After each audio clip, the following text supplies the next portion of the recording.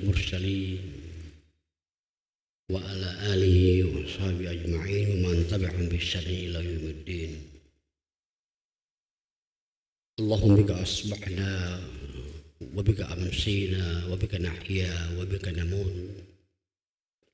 اللهم أصبحنا على فطرة الإسلام وكلمة الإخلاص ودين نبيك محمد صلى الله عليه وسلم وملة أبينا إبراهيم حنيفا مسلما وما كان من المشركين. اللهم رب اشرح لي صدري ويسر لي أمري واحلل عقدة من لساني يفقهوا قولي. اللهم يا شافي يا كافي يا معافي، بسم الله الذي لا يضر مع اسمه شيء في الأرض ولا في السماء. Alhamdulillah, pada pagi yang cerah ini usai kita salat subuh, mari kita manfaatkan waktu kita dalam rangka mengisi taklim dalam suasana subuh yang cerah. Asbahna ala fitratil Islam wa kalimatil ikhlas. Bismillahirrahmanirrahim.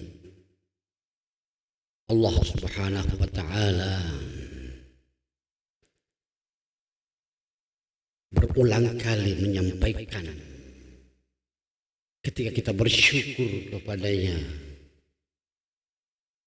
ada haknya lidah kita, ada haknya badan kita, dan ada haknya segala proses menghidupi kita di dalam badan kita. Mana yang disebut dengan Alhamdulillahi Rabbil Alamin. Alhamdulillahi Rabbul Alamin, Tuhan sekalian alam. Syukur kita kepada Allah, di mana Allah pencipta sekalian alam, Rabbul Alamin, sehingga menjadilah huruf Alhamdulillahi Rabbil Alamin. Hanya kepada Allah kita bertakmir, yang Allah adalah pencipta segala alam. Mahyal al-alamin di sini, apakah yang dimaksud dengan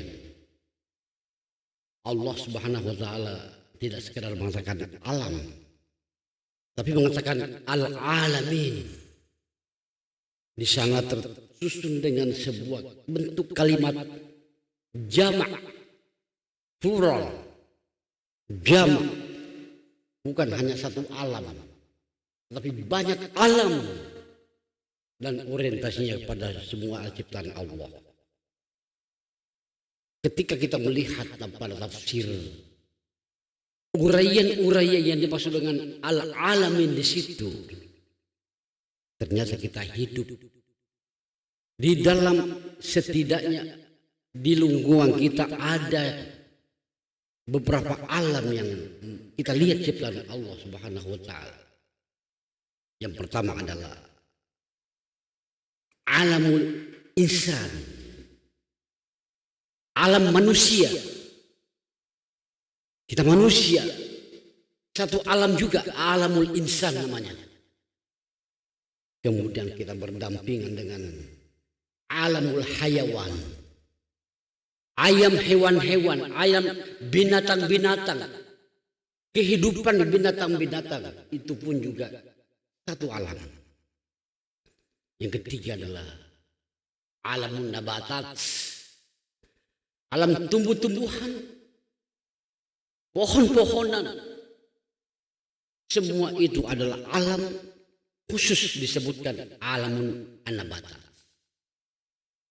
Dan yang keempat adalah alam sama, alam yang ada di atas awan. Dan tentu pembagian besarnya adalah cuma dua, alam zahir dengan alam yang gaib. Semua ini adalah makhluk Allah Subhanahu wa taala, makhluk Allah Subhanahu wa taala yang memfasilitasi bangsa manusia. Demikian alam manusia itu menjadi mahal. Menjadi mahal. Terhormat manusia itu sendiri. Sama-sama kita diberikan hati. Sama-sama kita diberikan panca indera. Hewan pun juga demikian. Tapi berfungsi sangat terhormat bagi manusia itu. Hewan punya mata. Hewan punya telinga. Hewan punya hidung.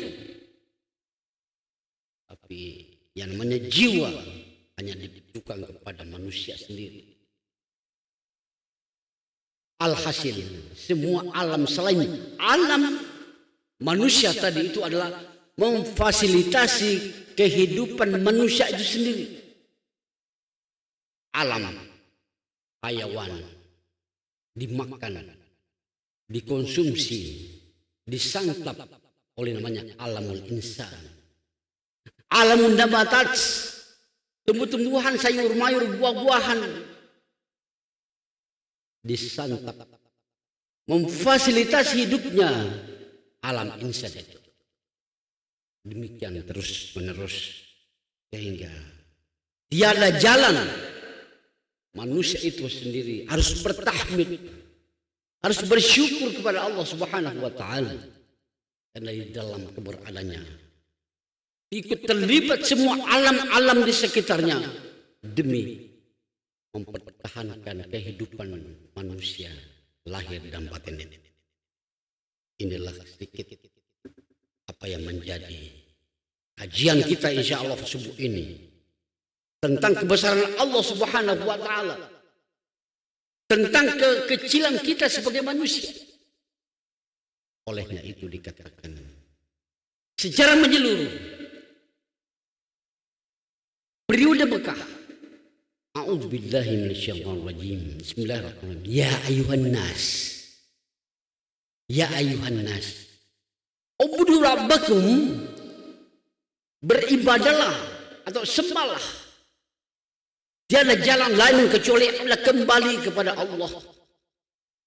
Yaitu budullah selalu manusia. Kamu lagi khalaqakum yang menciptakan kalian. Waladina min qablikum dan yang menciptakan sebelum kalian. Apa sebelum kita? Sudah ada hewan, sudah ada manusia, sudah ada gunung, sudah ada apa? Lalu manusia diciptakan di atas bumi ini sebagai memfasilitasi kepentingan-kepentingan umum. Disebutkan waladina min qablikum la'allakum tattaqun. Konsep yang diharapkan kepada manusia dari Allah Subhanahu wa taala yaitu adalah menjadikan manusia itu mengerti apa-apa yang menjadi kewajibannya di atas bumi, paham apa-apa yang menjadi larangannya, sehingga diberikan lebarlah la'allakum tattaqun. Moga-moga kita semuanya dekat pada Allah sehingga kita semuanya menjadi al-muttaqun, insanul muttaqin. Bismillah. Mudah-mudahan kesadaran kita, keberadaan kita atas bumi ini, kita semakin dekat kepada Allah Subhanahu wa taala sang pencipta. Allah Subhanahu wa taala menguasai kita semuanya. Terserah kapan kita lahir, kapan kita hidup, kapan kita sakit, dan selanjutnya kapan kita wafat. Urusan innalillahi wa inna ilaihi raji'un. Setidaknya usia kita manusia hanya dua. Yang pertama namanya usia biologis kita. Dan yang kedua adalah usia historis. Biologis itu kita pernah lahir. Kemudian kita sakit, kita sembuh. Kemudian kita makan, minum. Biologis. Kita laki-laki. Kemudian ujungnya berakhir biologis. Itulah. Tetapi jangan lupa berdampingan dengan fasilitas tadi. Ada jiwa, ada semangat, ada takwa, ada kalbu. Itu adalah untuk beribadah kepada Allah. Dan mengikut semua alam-alam jisim kita. Sehingga usia kita disebutkan usia historis, usia nilai. Berbahagialah seorang manusia selama hidupnya di dunia ada nilai, berdampingan dengan hidupnya. Tapi ketika dia berada atas bumi dan wafat, ada nilai yang dikenang, yaitu kehidupan historisnya. Sangat beda dengan yang tidak memanfaatkan nilai historis sesuai dengan kesempatan yang ada. Yang disebut dengan usia biologis kita dan usia historis. Mari kita berusaha semuanya untuk mengukir naktub jami'an. Kita tulis semuanya apa-apa yang menjadi ukiran kita di bumi ini. Ukir kebaikan. Ukir kebaikan, hindarkan yang disebut dengan keburukan. Insya Allah di hari akhirat nanti Allah Subhanahu wa ta'ala mengatakan, Iqra kitabak, bacalah tulisanmu di dunia. Wa kafa bi nafsika 'alaika hasiba, cukuplah dirimu itu menjadi saksi semuanya. Jika kita membaca, kita punya amalan-amalan di dunia, semua orang menyesal. Apa yang disesali? Ketika manusia itu melihat kebaikannya, maka dia menyesal, kenapa kebaikan saya cuma segini? Kenapa aku tidak tambah? Padahal sallallahu alaihi wasallam mengatakan, la tahqiranna bi syai'in minal ma'rufi bi syai'in. Jangan engkau remehkan perbuatan-perbuatan baik sekalipun sedikit, sekalipun kecil, sekalipun sedekah, sekedar menuangkan air minum ke dalam gelas orang yang mau minum, sekedar memberikannya senyum kepada saudaramu sesama muslim. Idza laqitum, apabila bertemu. Itulah hal-hal yang sepele, nilainya sangat bagus. Tapi nilai itu disebutkan alhamdulillahi rabbil alamin, maha suci Allah Subhanahu wa ta'ala. Alhamdulillah, segala puji hanya kepada Allah Subhanahu wa ta'ala, dan pula segala kesyukuran. Tahmid, syukur kita adanya masjid besar ini. Tetapi jangan lupa, kita semua mendapatkan tidak ada nilai syukur kalau musalah atau masjid kita ini tidak kita manfaatkan fungsinya sebagai tempat beribadah, tempat kajian-kajian, tempat syiar. Itulah yang disebut dengan syukur. Berbeda dengan tahmid dan tasyir. Tahmid kita sudah mengatakan alhamdulillah, kemudian tasyir kita bersyukur, kita fungsikan masjid ini sebagai al-mu'ahah, tempat persaudaraan kita, tempat kajian kita, sebagaimana yang telah dicapkan Rasulullah SAW pertama kali tiba di Madinah Al-Hira. Agenda pertamanya adalah membuat masjid dalam rangka pertemuan umat di situ. Maka berbahagialah bapak-bapak sekalian ikut berkontribusi, seolah kita dengan dekat sekali dengan Rasulullah, karena kita konsepnya kita teruskan membuat masjid, memakmurkan masjid, membesarkan masjid, membersihkan masjid, menggosok masjid, mempercantik masjid, dan mengisi masjid kita yang mulia sehingga persaudaraan terjadi di dalamnya. Amin ya rabbal alamin. Mungkin itu sebagai pembuka.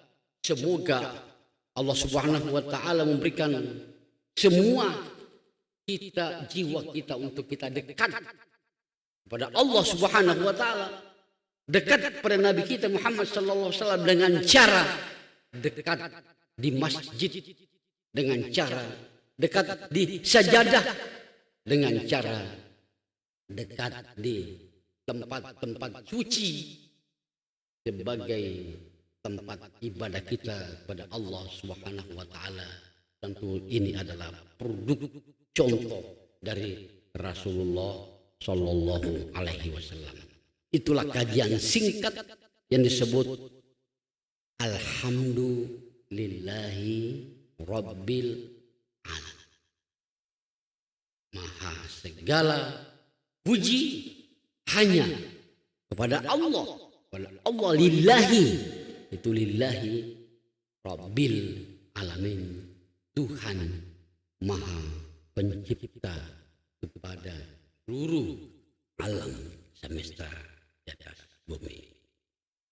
Mudah-mudahan kajian singkat ini bisa kita mendapatkan butir-butir apa yang biasa kita bisa bahas tentang hal yang sifatnya tahmid dan tazkir dan alam tadi. Alhasil banyak ayat yang menerangkan ayat-ayat tauhid kita kepada Allah Subhanahu wa taala. Al-Quran itu adalah kitab suci yang diturunkan oleh Allah Subhanahu wa taala kepada Rasulullah sallallahu alaihi wasallam yang merangkul semua hal-hal yang terjadi, yang lalu, yang sekarang dan akan datang. Semua ada di dalam ayat-ayat Al-Quran, mulai ayat tauhid, ayat syariah, ayat akhlak. Itulah yang menjadi membagi-bagi ilmu pengetahuan. Ada yang disebut dengan pelajaran tauhid. Itu inti-inti daripada ayat-ayat Al-Quran yang berkaitan dengan ayat akidah. Apa yang disebut dengan ilmu syariah, itu adalah klasifikasi, itu ayat-ayat dan terkait dengan hukum-hukum di dalam Al-Quran. Diklasifikasilah menjadi ayat-ayat syariah sehingga itu menjadi fikih atau syariah. Ayat-ayat yang terkait dengan tasawuf, ayat-ayat yang terkait dengan akhlak, itulah yang menjadi ilmu akhlak dan tasawuf. Maka sedikit saya akan sedikit jelaskan. Biasa kita dengar dengan kalimat tasawuf, kalimat akhlak. Bagaimana itu tasawuf? Sumbernya ketika Rasulullah sallallahu alaihi wasallam ditanya pada Jibril, mengatakan Rasulullah, mal Islam, al-Islam, apa itu iman, apa itu al-ihsan. Al-ihsan itu adalah bahagian sumber daripada ilmu tasawuf itu. Baikan, ihsan kita. Jadi ada fikih, ada ibadah, ada ilmu tasawuf. Ilmu tasawuf itu adalah memperindah amalan kita, mempercintik, memperindah cara-cara beribadah kepada Allah Subhanahu wa taala. Itulah yang disebutkan dengan tasawuf. Kata Imam Malik mengatakan, siapa bertasawuf, siapa yang ibadah tapi tidak bertasawuf, siapa yang beribadah tapi tidak bersyairah. Maksudnya adalah kita beribadah ada gerakan, ada lahir, kemudian di dalam ini ada niat, ada ikhlas, ada hudu, ada khusyuk. Itulah implementasi dari tasawuf. Tasawuf tempatnya di hati, tempatnya di khusyuk, tempatnya di tawakal, dan di mix dengan ilmu fikih. Itulah yang menjadi ibadah kita kepada Allah Subhanahu wa taala. Jadi ketiga-tiga ini adalah berkaitan ketika kita bersalat, semua salat. Jadi ilmu syariah, ilmu tauhid, ilmu tasawuf. Kita semua praktekkan semua ini. Mungkin kita tidak pernah membahas ilmu tasawuf tersendiri, tapi prakteknya tiap hari ada di diri kita. Ada syariah, ada tauhid, ada fikih, ada tasawuf, ada akhlak juga. Akhlak itu adalah bukan sekedar akhlakul karimah. Berakhlak kepada Allah Subhanahu wa taala. Bagaimana kita bersopan santun kepada Allah? Tentu kita melaksanakan perintahnya. Itu bagian dari akhlak. Akhlak kepada Rasul sallallahu alaihi wasallam. Bagaimana kita berakhlak kepada Rasul? Tentu kita melaksanakan pesan-pesan caranya Rasulullah sallallahu alaihi wasallam melalui hadisnya. Akhlak kepada Al-Quran. Bagaimana kita berakhlak kepada Al-Quran? Tentu kita tidak biarkan itu Al-Quran diam. Kita membaca. Kita mengkaji. Yang ada di masjid dan di rumah. Itu akhlak kita pada Al-Quran. Kita baca, kita kaji. Itulah bahagian dari tasawuf, bahagian dari Al-Quran, bagian dari akhlak kita, akhlak kepada Allah, akhlak kepada Rasul, akhlak kepada Al-Quran, dan akhlak kepada sesama manusia, akhlak kepada alam, akhlak kepada hewan, akhlak kepada bi'ah, lingkungan, akhlak kepada semua makhluk Allah Subhanahu wa taala. Kita patut memberikan aspek kita untuk berakhlak pada semua itu. Dan semoga Allah Subhanahu wa taala senantiasa memberikan jiwa kita tenang, jiwa kita sabar. Apa yang disebut dengan kesabaran dalam ilmu akhlak di sini? Kesabaran bukanlah berarti orangnya diam. Kesabaran bukan berarti orangnya pasif. Tapi menurut ilmu tasawuf mengatakan kesabaran itu adalah kebesaran jiwa untuk melaksanakan perintah Allah dan menolak yang disebut dengan kemungkaran. Itu kesabaran. Ketika kita menyampaikan kepada anak kita bahwa sabarlah sedikit belajar, sabarlah sedikit bekerja, sabarlah sedikit aktif. Hal itu bukanlah disuruh diam, bukan disuruh aktif, tapi disuruh aktif, tidak disuruh pasif. Itu adalah nilai-nilai kesabaran.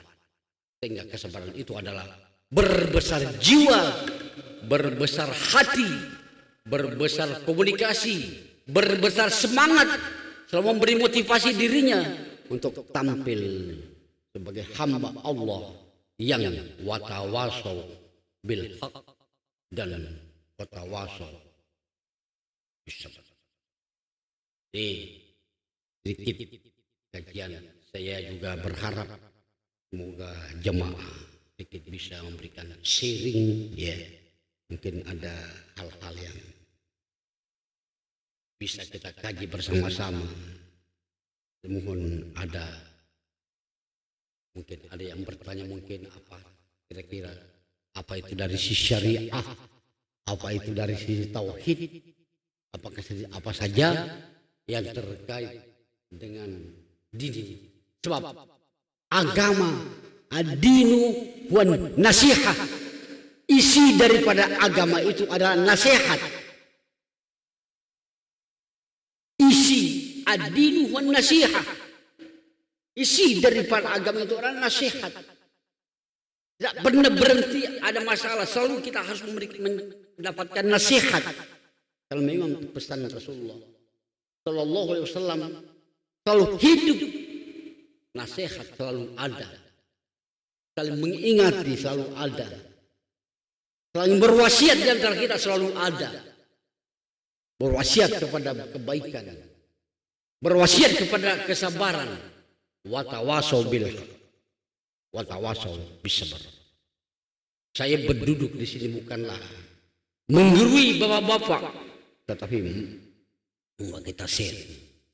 Alhamdulillah, semoga Allah, itulah murid-murid pesan daripada Al-Mukarram Gurta Haji Abdurrahman Ambodal adalah murid-muridnya selalu dekat kepada masyarakat, memberikan nasihat kepadanya, dan saya salah seorang muridnya, belajar sejak dari Mangkosok, kemudian dari Parepare, Kabelangan, 3 pesantren yang dibikin langsung oleh Guru Ta'anggodale. Alhamdulillah, saya pernah belajar di situ semua, sampai saya dikirim ke Mesir, sampai saya dikirim lagi pulang, sampai saya mendapatkan rekomendasi dari Andre Gurta untuk saya tinggal di Jakarta, dimasukkan ke departemen agama dan dijodohkan anak temannya di Jakarta. Itulah yang menjadi kehidupan saya, tidak pernah jauh dari Al-Mukarram Andre Gurta Abdurrahman Haji Ambodal. Sekian, itulah prolog dari saya. Terima kasih.